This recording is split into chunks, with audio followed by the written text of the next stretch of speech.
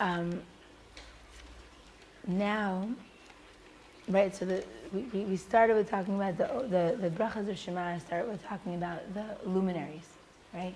And then going to talking about the malachim, because we're in the world of the luminaries and then the malachim on top, like even higher up than that. And then we come to the last bracha, the second bracha of the brachas of Kriat Shema, which is Avas Olam. Hashem, you've loved us forever, right? Eternal love, you've loved us.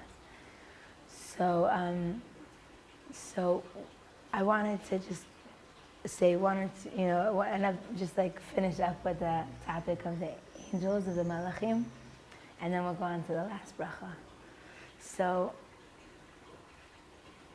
it's very beautiful, that we talk about the malachim, that we imagine them in the brachas of Kriat Shema, and it's apropos, it's matim, it's fitting that we talk about the malachim and the intricate, unfathomably incredible world of angels that exists at every single second before we say Shema Yisrael Hashem Elokeinu Hashem Echad. Because when we, the brachas of Kriat Shema, of course, are leading up to the Shema, to, what could be considered one of the two highlights and purposes of the whole Tefila, right? It's like everything is leading up to Shema and Shemona Esrei, right?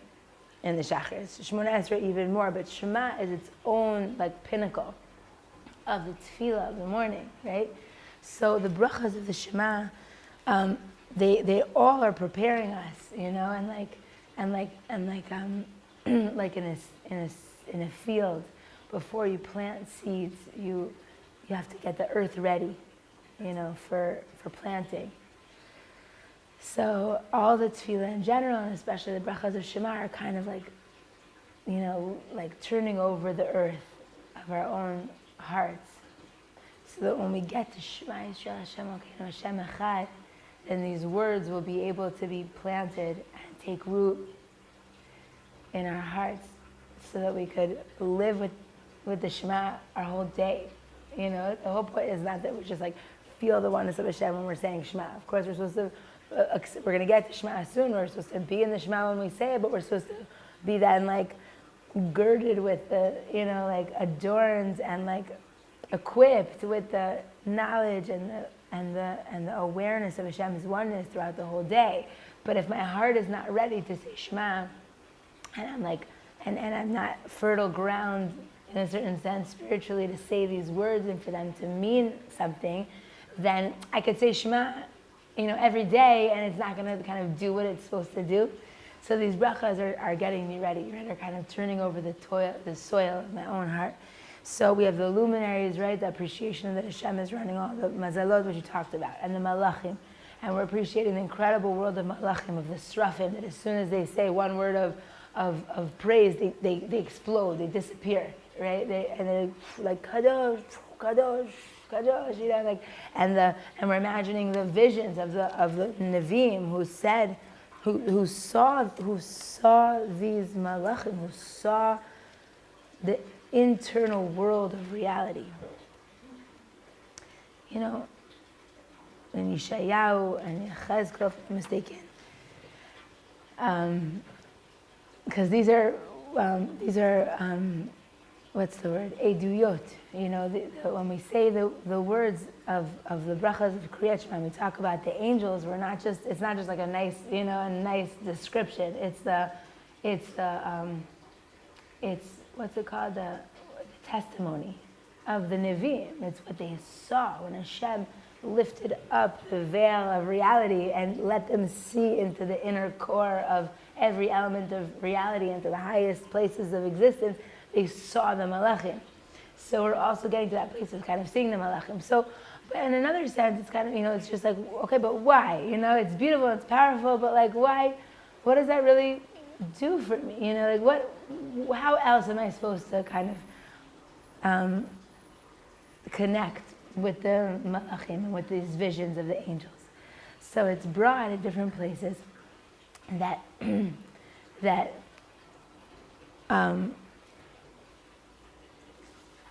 more precious than the avoda of the malachim right, more powerful than the service of the angels, which is perfect, right? It's in perfect harmony. They're perfect expressions of Hashem's oneness. Even higher and even greater and even more incredible is the avoda of a Jew, right? That everybody knows that malachim are called omdim. They're called the ones that stand. They stand, and meaning wherever they are, they are. Like meaning whatever level of holiness or existence, whatever level of awareness of Hashem they're created with, that's what they have for all of eternity. They're called omdim. They're standers. They don't move. Whereas the Jewish people, a human being, is called a holech, somebody who walks, moves.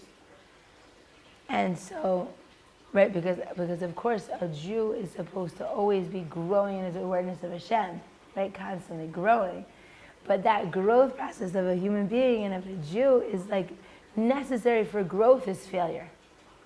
You know, like it's brought, the Baal Tanya brings on the pasuk, Yonati b'chag ve'asela. My dove is in the cleft of the rock. It says in Shir Hashirim, the cleft of the rock, meaning my dove, the Jewish people, is like hiding in the darkness, in like the cave of where there's not so much light. And so Rav Steinsaltz talks about it, and he says, when you want to ascend and you want to walk upstairs, let's say, when you want to ascend, you always have to get to a point, like, you have to get to a point where you're like, basically like hit a wall. You know what I mean? Like you have to like if you have stairs, before you start going up, you have to like hit a wall and be like, I'm at the end, like I'm done, I don't know where to go. I'm like stuck. I'm in the Chag Ve'asela. I'm like in the cleft of a rock. I'm like trapped. This feeling of falling, of darkness. But that feeling of darkness is always going to be to bring, if a Jew is, for any person that's really trying to grow, is only going to be to bring them to a higher place, right? Because when you feel like you're hitting a wall, like, I'm stuck, I'm trapped, I don't know where to go, I'm frustrated, I feel like I'm back where I started, all those feelings, like I've been working on these things, I've been trying to grow, and I feel like, what is all this work for anyway, and Tefila, or just like, well, Hashem, where are you? That place of darkness, we have to know that it's just so that we'll like climb from that place and go to the next level. So it's brought in all the works, Primi Satora, that, as Rabbi Nachman talks a lot about this, that the avoda, the simcha and the nachas that Hashem has from a person who's far away and makes a little bit of an effort to come close to Hashem is greater than all of the avoda of the malachim. Right? It's like their avoda is perfect, and it's like, it's almost, you could imagine like, a king who has, this incredible court of let's say some sort of like entertainment, that he brought into his court, and like, dancers and music and colors and the perfect synchronicity and, perfect like performance of like majesty for the king and for the people, expressing the king's majesty, but it's also a great joy for the king at the same time, and it's perfect. Everybody's exactly like where they need to be, exactly where they're supposed to be, right? Like this incredible show. And then suddenly the door flies, is thrown open, and a person, a man walks through the door, and he's wearing, his clothes are dirty, and it looks like he's been through a lot. And everybody tries to say, what are you doing? You can't just walk in here, we're in the middle of this incredible show that the king is enjoying, and that he wants to be, it's his Rebbetzin. What are you doing here? And the king goes, stop it. And at all of his his whole beautiful majestic court, he says, stop, let him in. And this, this well-worn person, hold on, I'll wait for you.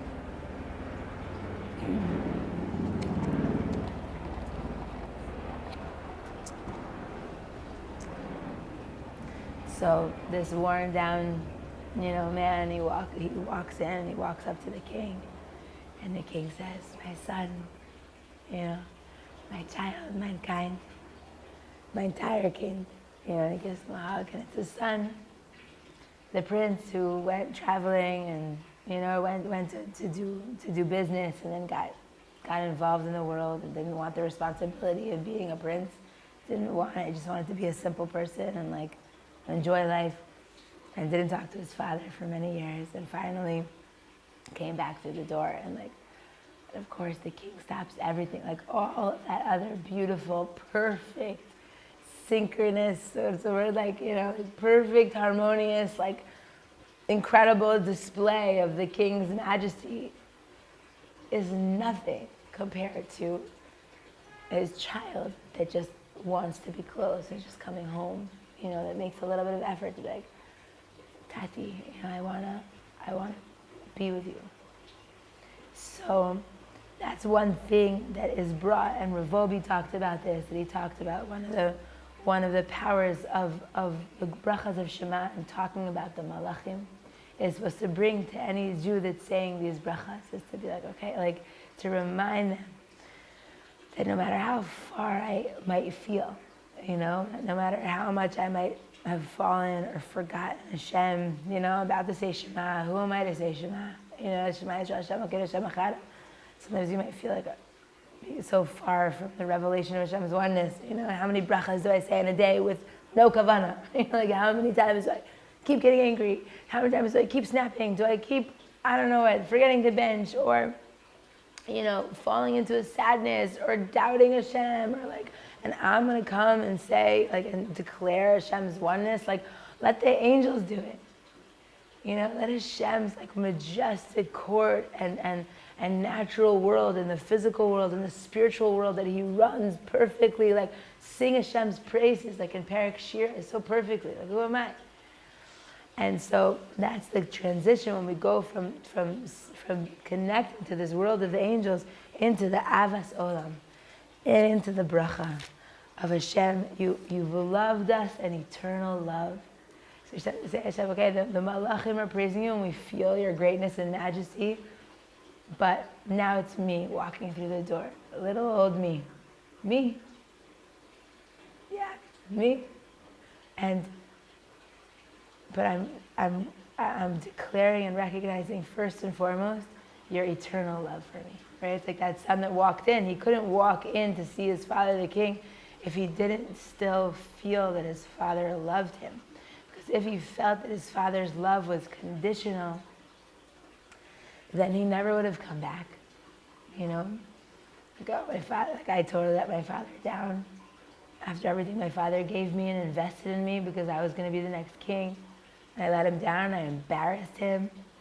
He probably doesn't love me anymore. And if he really felt that his father didn't love him anymore, then he wouldn't have the gall to walk back in. So what gives him the koyach to walk in amidst all that majestic show is the Avas Olam, is the eternal love.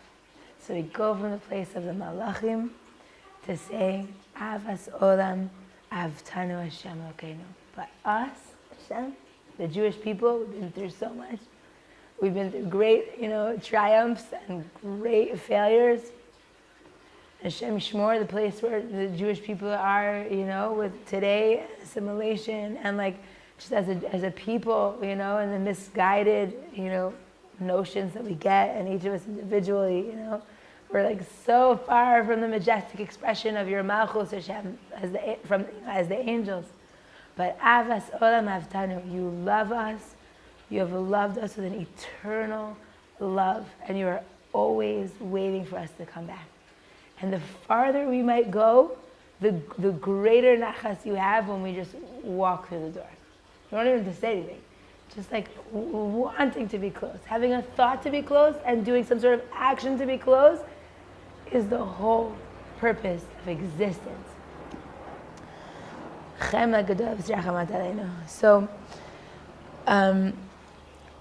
it's also, it's asked in the Rishonim, okay, so let's go further. Now what's the connection between, what other connections do we see between the love of this bracha, that's the last bracha right before I say Shema, and Shema itself. So if you'll note, you've probably noticed that love is also a theme is like a powerful part of the prakim of Shema themselves. So if we leave the bracha of Avas Olam aside for a second, we jump to Shema. So we say Shema Yisrael Hashem Elokeinu Hashem Echad. And then we say Hashem, you're one. There is no two-ness in the world. Everything is really one. It's all you. You're one. And then what's the first thing we say? We say Baruch Hashem, which we're going to talk about later, next time. So the first paragraph begins with what? Ve'ahavta. Right? Ve'ahavta es Hashem Elokecha b'chol avcha b'chol nafshecha b'chol me'odecha. So from here we see that the declaration of Hashem's oneness automatically is supposed to lead a Jew into feeling love of Hashem. Feelings of Hashem's oneness and malchus should automatically make him feel like he wants to love Hashem. Hashem, I love you. Be'ahavta Hashem Elokecha is the mitzvah that Hashem gave us. You have to love your God. In the Torah, right? The Torah says, love Hashem. It's one of the mitzvahs, 6 mitzvahs, tzimidios. When you're just walking around town and you're not engaged in any particular mitzvah, you can have in mind to love Hashem. When you're eating fruits, the fruits of the summer, and appreciate the deliciousness of the fruit, you can say, okay, I'm doing the mitzvah of Avas Hashem through the fruits. Like this is a mitzvah of the Torah that we should love Hashem. And we should love Hashem. Hashem, we should, right? That's the mitzvah of the Torah. And then also the second paragraph, right? And if you listen to my mitzvahs, that I've commanded you, if you listen to my mitzvahs, to love, right? If you've loved me. So we see the 2 paragraphs after Shema are like the first, like the main themes of them are Am Yisrael loving Hashem. And so here we see another direct connection between the bracha before Shema and Shema itself, that Shema leads into the mitzvahs of the Jewish people loving Hashem. And so therefore we go into the Shema by first recognizing Hashem's love of us. Because, the more you realize how much Hashem loves you, the more you can really, the more it's easier to really love Hashem, right? So as we're leading up to the Shema and to the mitzvah of loving Hashem, we're first connecting with that eternal love that Hashem loves us. So that's another connection that's brought between this bracha and the Shema.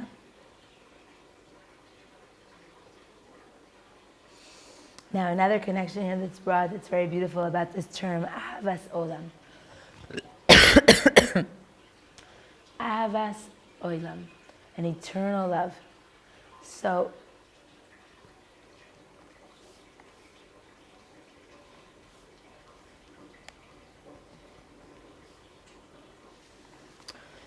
it's brought here that that this bracha is a chizik. It gives strength to the Jewish people in general and to every Jew in particular to hold on through the long galus, through the long exile. Because, because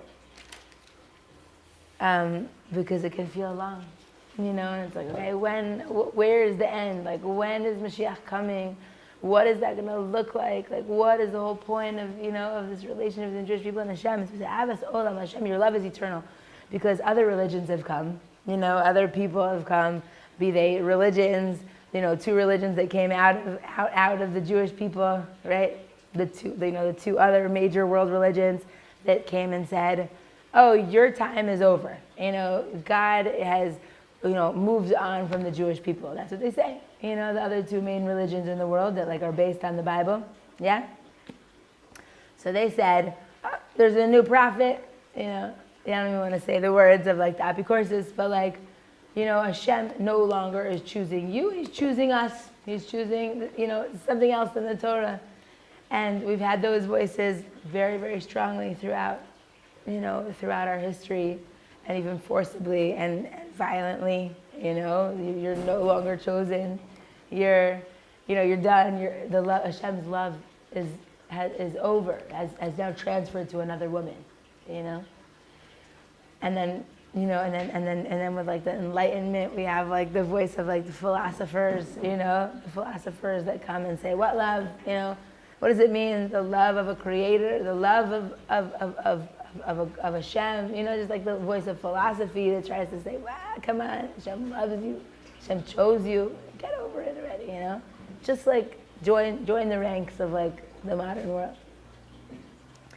So every single morning for thousands of years, we get up and we say, Avas Olam, your love for us is eternal. Your love is eternal. Your love is eternal. And this is one of the tenets. This is one of the basic foundational and parts of Emunah of a Jew, is that Hashem's love for him and for the Jewish people in general is eternal. It's forever. It does not ever end, and it will not end. It's unconditional in essence. And so this is something that every single morning can give, like Rav Nassan used to say, Rav Nassan or Breslov used to say, a lot of people, if they wake up and they see that Mashiach didn't come. I think I maybe mentioned this here before. And they wake up, they open their eyes, they see that Mashiach didn't come. And so, he says like they sleep with a bottle of whiskey under their pillow, and they wake up, they see, they look around, Mashiach's still not here, still another like difficult, dreary day. They take a sip of their whiskey, and they go back to sleep. He said, but I say, don't sleep with whiskey under your pillow. Sleep with a tehillim under your pillow. And if you wake up and you say, another day. It's something that all of us feel sometimes to different levels, another day, another regular day, especially in this time after Shavuos, you're maybe not sure, like, what's the avoda? We had such a major avoda from Tu B'Shvat. Shavuos was the culmination of a process that started on Tu B'Shvat, right? Because, Tu B'Shvat was like the first of our like yantivs since Yamim Noraim, since like Sukkot, It was like when we were in this winter. And then we had the sap rising from Tu B'Shvat, and we know Tu B'Shvat, we said, 30 days to Purim. And then on Purim we said, 30 days to Pesach. And on Pesach we said, now we're 50 days, we're Kais Yisrael Omer to Har Sinai. And then we counted every single day and got to Shavuos. Kabbalah Torah, like unbelievable highest thing. We had Shabbos right afterwards, it was like carrying us through. And then now it's kind of a little bit of like now what, Now it's like, okay, we're just kind of holding on to Sivan, to the sweetness of Sivan. Hopefully there are a few weddings, maybe you can chap, people getting married. They could bring some simcha. And then we're like, we're heading toward Tammuz. And you know what Tammuz means? We're heading toward the 3 weeks. The 3 weeks means we're heading toward Av, toward Tisha B'Av. That's where we're headed, And so a Jew, especially maybe during this time, could wake up and just feel like another day, where's Mashiach? Like, where's the Geula? Like, where is that light? And so Rav Nassan said, I say, don't sleep with a bottle of whiskey under your pillow. Sleep with a tehillim under your pillow. So if you wake up and you say, another day, then you take out the tehillim and you say a kapitel of tehillim and then put it back under your pillow and go back to sleep. Meaning, what's the difference is the person that says, Mashiach, they both have emunah. No, both of these people wake up, have a little bit of emunah that Mashiach's supposed to come, and Mashiach's not here yet. But the first person is like, he's in a place of like despair. What am I going to do about it? I'm just going to like try to hold on until Mashiach comes. And Rav Nassan says, no, connect to the love. Connect to the Avas Olam. Avas Olam. You've loved us in eternal love. Avat Olam. An eternal love.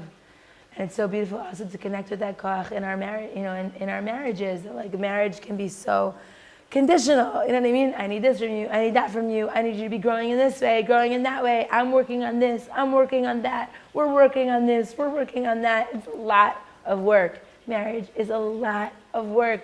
Anything worth anything is a lot of work. So especially marriage. And just like our relationship with Hashem, to really be an Oved Hashem, you have to be working, you have to be growing, you have to be, right? You have to be learning, you have to be davening, you have to say, where's my emunah weak? Where's my emunah strong? You have to be working, avoda Hashem. But this is the moment. This is the moment where we stop and just say, they're like running through all of the work and all of the effort of my avodas Hashem, just like in my marriage with my husband, is it's like the lifeblood of all of the work is the Avas Olam, right? The lifeblood of everything we're doing is that eternal love, that unconditional love. Unconditional love, and also between a parent and a child. Of course, we're working on so many things. You have to do this, do that, do this, do that. You have to work on this, you have to work on that. We talked about this a million times. But this and that, it's like constant. It's constant. And you have to be mechanech your children. You have to grow in all the areas.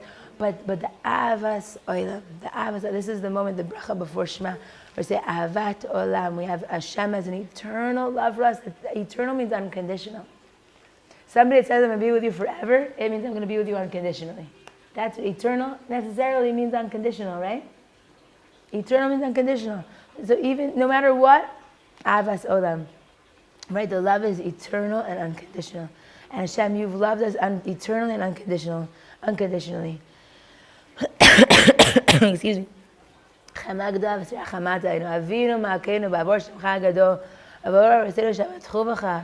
For you, Hashem, we say Hashem, and then we say Hashem for your name's sake, because we're kind of recognizing, like, we're tapping into now the eternal love of the gullus. So we're not saying, oh, we did so much. We're kind of humbled into that place of the eternal love. Hashem, for the sake of your great name, right? Like, use us to be reflections of your oneness for your sake. Rachmanis on you, Hashem. People are looking at us, and people are looking at us to learn about you. And if we're so shvach and we're so not being who we're supposed to be, then they're thinking that about you. So the man shemecha, for your sake, help me to be the person I need to be. So that I could be a reflection and my home could really be a small Beis HaMikdash for you. You know, not for, okay, for me, I also want it. But for you, ba'avor shemcha agado, for your sake, and for the sake of our fathers. Sorry, Meinu, she wants me to fly. She wants my home to also be like her home, which was mamish like a Beis HaMikdash. But for Avram Avinu, Yitzchak, they gave up everything. Yaakov, they were on one side of the world, and the whole world was on the other side. That's why Avram was called the Ivri, right? He held by Hashem, and every single person thought that Avram Avinu was a psychopath. I'm sorry for saying it. I'm sorry, but I know Rav Kivak talked to him about Avram Avinu like this. He was like, the world looked at him like a vagabond, like that he was like. He moved around with his tent, and he had followers, yes. He had no money before he went to Mitzrayim. He was like poor and went from place to place, like standing on a soapbox, so to speak, you know, like talking about the oneness of God that nobody had ever, like nobody was living like that or interested or even like so much like, you know. And he was looked at like a crazy person. I wouldn't say it if it wasn't Rav Kivak. He should live and be well in Yerushalayim. It was like he looked. That's what it means, Ivri. That's what it means that he was on one side of the world and the whole world was on the other side. And this is the koach of our grandparents, and because they had that love for Hashem, and they felt Hashem's love so deeply. Just like a person that has love, they'll do anything. Like they'll just be crazy. They'll be meshuggah for the love. You know, it's like what a parent will do for a child if it comes down to it, and what a husband could do for his wife is Rat Hashem, if it comes down to it. You know, what a Jew will do for Hashem, if it really like boils down to it. You know, it's like that. What you'll do is you'll stand up to everybody if you're connected to the love. The love is the main thing. We need to be connected to Hashem's love for us and our love for Hashem, and then we can get through everything, and then everything else is just like figuring out the details. And so this is the koyach of this bracha. And if we forget about the love, then we want to go back to Avraham, Yitzchak, and Yaakov, Sara, Rivka, Rachel, and Leah, that felt that love and that taught the love to Am Yisrael. And the Baal Tanya talks a lot about the love that a Jew has for his Creator. That's natural. It's like part of their DNA. So you could say, I don't know, I don't feel the love. Where's the love? How do I get the love? I'm doubting about the love. And yes, you have to work on the love. But he says every Jew had received it as just like you have Jewish blood. You know, you became you're part of the Jewish people. So you have also this love that you got from your grandparents. In you, in your blood, you just have to reveal it, and that makes it easier. You know, it's like if you're trying to like adopt a love that you don't have, then it's harder. But if you know that it's natural to you, then it just means peeling away anything that's preventing it. He said, you taught the Avos HaKadoshim your holy Torah. Please teach us Avinu Avraham Rachem. Rachem Aleinu. He says, we say, please have Rachmanis on us, Hashem, Rachmanis. Have pity on us. Have compassion on us. And then what do we ask? V'sein b'libeinu bina. Give us understanding. Teach our hearts. Lahavin. Tein b'libeinu bina. Lahavin u'laskil. Lishmoa v'lmod lamed. Lishmor v'lasos u'kayem. Okay? So first of all, it's a beautiful thing to say, please have Rachmanis on us, have Rachmanis on us. And usually when we maybe, I'll just talk to myself, a lot of times I might dive in about, like, I would say, Hashem, please have Rachmanis on us, on me, please put this baby to sleep. Like, I don't know, please have Rachmanis on me and help us to get money for this thing. Please have Rachmanis on us and the Jewish people so that we'll be safe. You know, all good things to daven for. You should daven for everything. But here we see, like, what's the core, like, Rachmanis that we're davening for? From Hashem, the core compassion. What does it mean, compassion? When we're asking Hashem for compassion, teach us your Torah. Give us an understanding heart. La'avin, trachem aleinu, v'sein b'libeinu bina. Infuse our hearts with understanding. La'avin, la'askil. Now there's 8 words here that are brought. That's why I counted it. There are 8 words that are brought here. Tein b'libeinu, put in our hearts, bina, understanding. Lahavin, to understand, laskil, to know, lishmoa, to hear, lilmod, to learn, ulamed, to teach, lishmor, to keep, lasos, to do, ulkayem, and to fulfill, or to manifest. And as kol divrei Talmud Torasecha be'ahava, all of the words of your Torah with love. Here we're saying, Hashem, please help us to understand the Torah, to keep the Torah.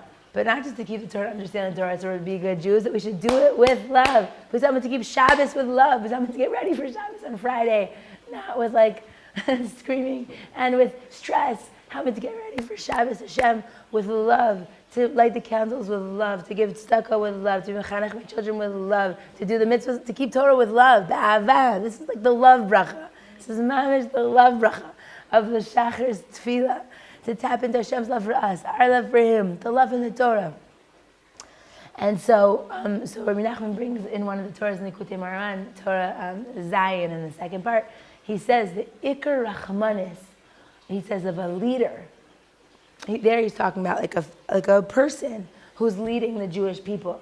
So we know, if you just read the Torah, you see that, you know, that a leader, one of the main characteristics that a leader and a king has to have is Rachmanut, is having compassion. They have to have compassion on the Jewish people. And if they're not a compassionate leader, then they're not a good leader.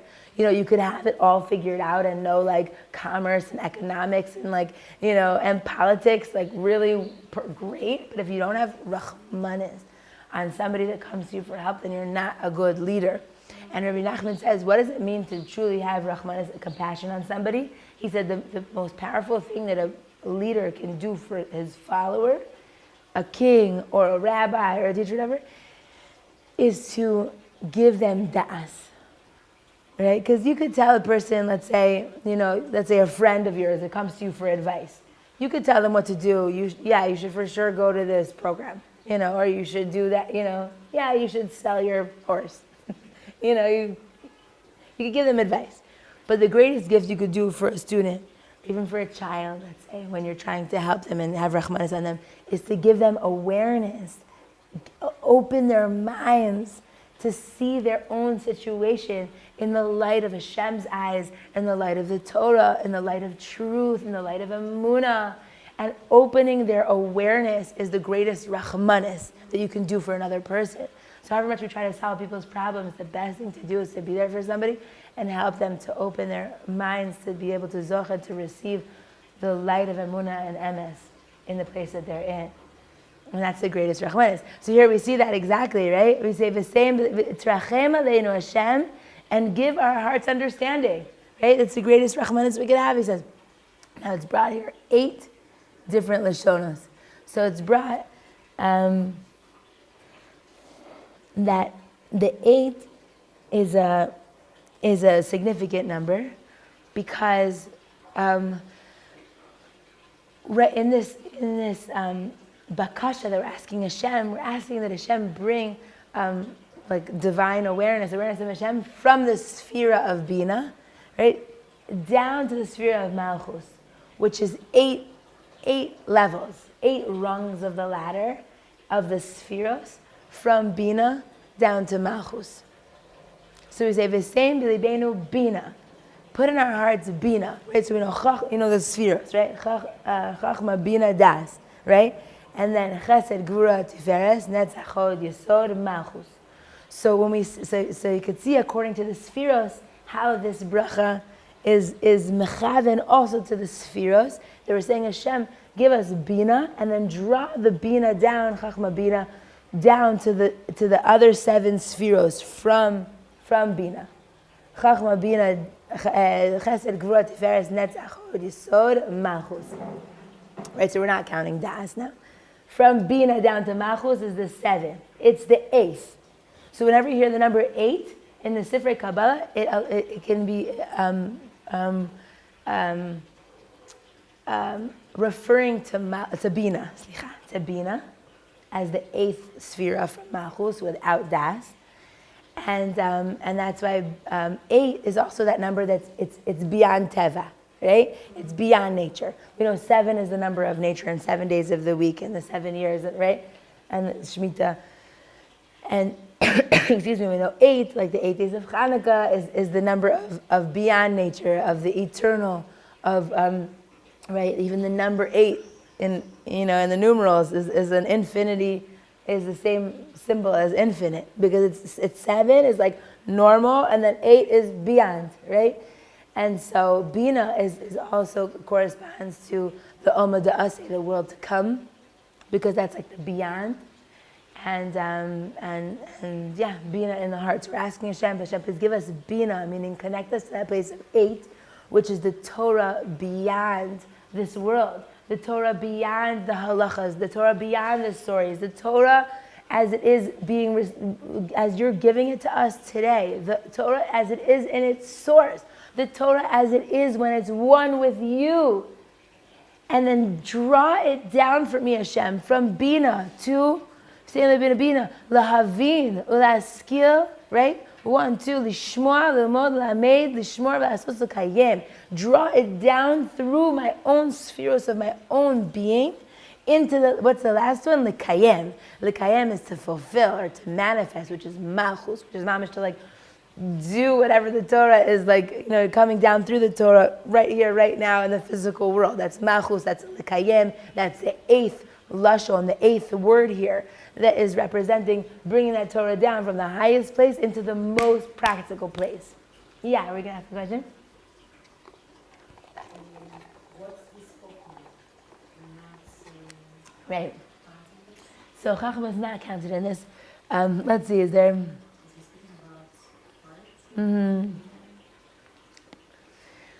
heart? Okay, it's a good question, and I would say that that in this sense, Chachma sometimes is taken into account, and other times when you start with Bina, it's because Chachma is considered,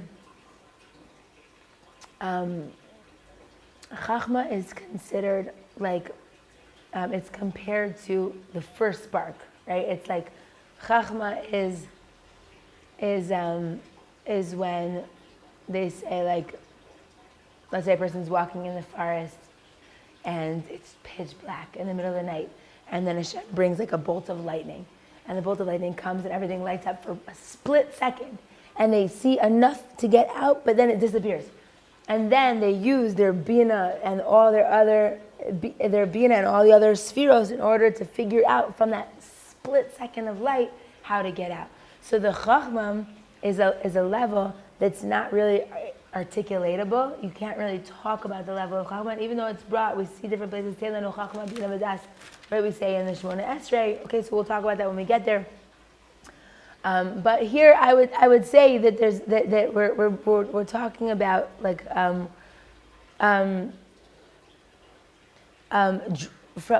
Hashem, please help us to draw whatever spark of light you give us into the Bina. We're starting with the Bina, and perhaps the Chachma is hinted to earlier on, where we say, when we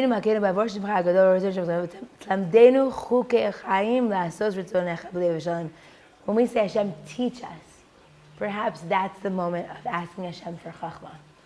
Teach us, Hashem, and then when the spark comes, we can't really, we don't mention the chachma, right? It's a good question. I want to look more into it. But what? Right.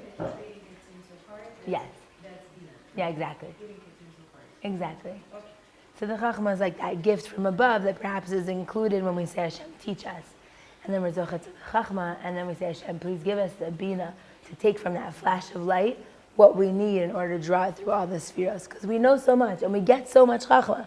This moment, this Torah, that Torah, this piece of advice, that piece of advice. And like the ikr, the main tefillah here that we're asking Hashem is like, help us to bring it down, help us to live it, help us to understand what you're sending us, to like really integrate it into our bodies, into our souls, into our days. So, so that's the chachma, that's the 8. And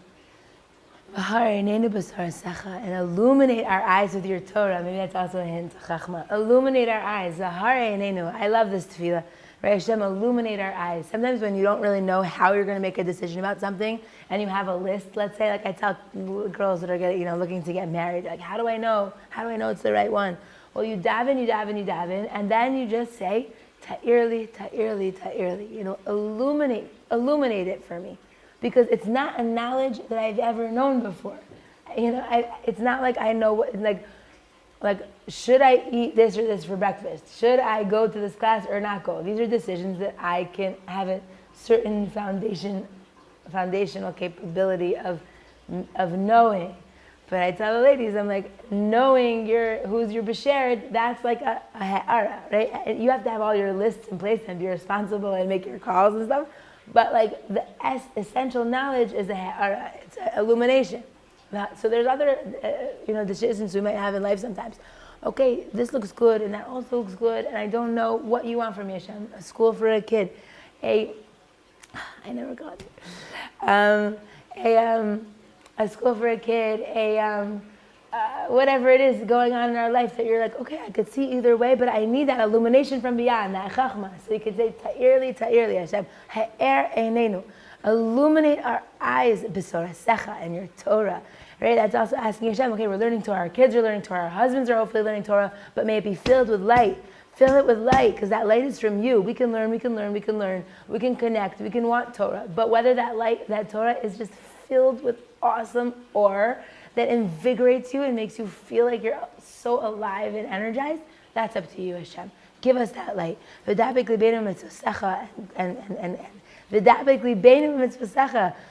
Make our hearts be cleaving to your mitzvos. Right? Which is also such an amazing tefillah. Because sometimes we're like, I'm not feeling connected to a certain mitzvah. So just daven this bracha better. Take my heart. My heart is yours, Hashem. And I want you to glue it to your mitzvahs. I want to be running after mitzvahs. Open my heart to your mitzvahs. And unify our hearts to love and to fear your name. It's so beautiful. Every word of this tefillah, it's like just one of the greatest tefillahs ever written, Unify our hearts. What's unify our hearts? In one sense, it's unify the hearts of the Jewish people. Help us all to be of one heart. Okay, politically, it's a mess in Israel, Okay, we have this type, and we have Orthodox and not Orthodox and conservative and reform. Then we have even in the Haredi world, we have the Breslov, we have Chabad, we have Litvish, and we have just like Baruch Hashem. They say 2 Jews, 3 opinions. Like 1 Jew, like 2 shuls. Like it's that famous joke. The Jew is like lost on a desert island, and he puts together like 2 little like huts, and and they say, oh, what? He's like, oh, it's the shul where I'm going to die. He's like, why are there 2? He's like, well, this is the one I go to, and this is the one I don't go to. He's like, I need the one I don't go to. That's like an American classic joke. I don't know if it works as much in Israel, but Baruch Hashem, it says Mamleches Kohanim v'Goy Kadosh. It says that the Jewish people is a whole empire of kings, of queens, of royalty. So Baruch Hashem, each one has its own, each family, each person, each group have their own daya about what the best way to live is and how to live Torah, And so here we're asking Hashem, V'yachid levavenu le'ava u'lirat shemecha. No matter what we decide about what all the other, aspects of life in Torah and Yiddishkeit, like, may our hearts be unified in loving and fearing you. Okay, you do what you do, and you do what you do, I do what I do, and they do what they do. But may we all, if our hearts are if we all love Hashem and fear Hashem, then we'll have that essential oneness of a family, of the Jewish people, that'll keep us strong. Right? We know that Haman, he says, Yeshno am mefuzar mefurad. Right? He says to Achashverosh, there's this people that are like scattered, in your empire. And he's trying to tell Achashverosh, like, I want to obliterate them, right? But all the commentaries say that Haman, when Esther wrote this down, and Haman said, there's this people scattered amongst the country, it was actually rebuke for us. It was saying, like, they're scattered, they're separate, they're not connected to each other. And that's one thing that made us like vulnerable to the attack and to the genocide, because we were so far from each other. And that's why after the whole nace of Purim, when we said Kimu v'Kibu, we just accepted the Torah anew, and we just had this achdus. And that's why in Purim we dafka give gifts to each other like on no other holiday. We're like sending a banana and a piece of cake, to neighbors and to people, and just like making peace. It's all to bring achdus, unity and oneness, because it's fixing how we were before, like at the beginning of the Purim story, which is where we were so separate from each other, each person in their own world. And it was part of the pagam, like part of our downfall. And so here we're saying, V'yachid levavenu, unify our hearts. And of course, this unify our hearts, for us ladies that have been learning the Likutei Torah and Likutei Maran, where he talks about the unity of the heart, that you have the of each individual heart. So this could mean, this is ambiguous, these words. It means both. V'yachid levavenu, unify our hearts. That could be the hearts of Am Yisrael. But it could also mean, like it says, levavcha, v'ahavta Hashem Elokecha b'chol levavcha, b'chol nefshecha. Like it says, and you should love Hashem with all of your hearts. So why does it say in Shema, you, singular, should love Hashem with all of your hearts, plural? How many hearts do you have? You have one heart. So it's brought that you have a Yetzer Tov and a Yetzer Hara. You have a good inclination and a bad inclination. And that you have to love Hashem with both. You have to love Hashem also with your evil inclination. How do you do that?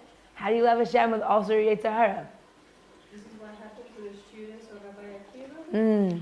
Yeah, they were separate. They didn't give kavod to each other. Mm-hmm. This was the origin of who knows? Yeah. They didn't give kavod to each other. And there's Torah is about that, right?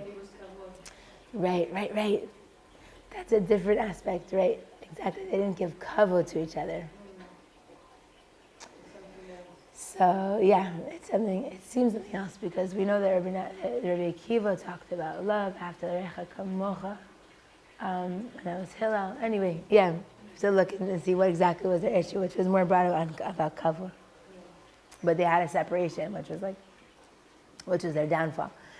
Okay, so here we're also davening, V'yachid levavenu Hashem, unify my own heart. All the voices in my own heart that aren't on board. And all the voices and questions I have in my own heart that are like, come on, you could be living a better life. You could, I don't know, is Hashem really listening to you? All the different type of heresy in my own heart that we all have. Every person has. Hashem, unify my heart. Draw in all the disparate aspects of my own being, so that I will be able to, belev shalem, say Shema Yisrael Hashem Elokeinu Hashem Echad, with every aspect of my heart.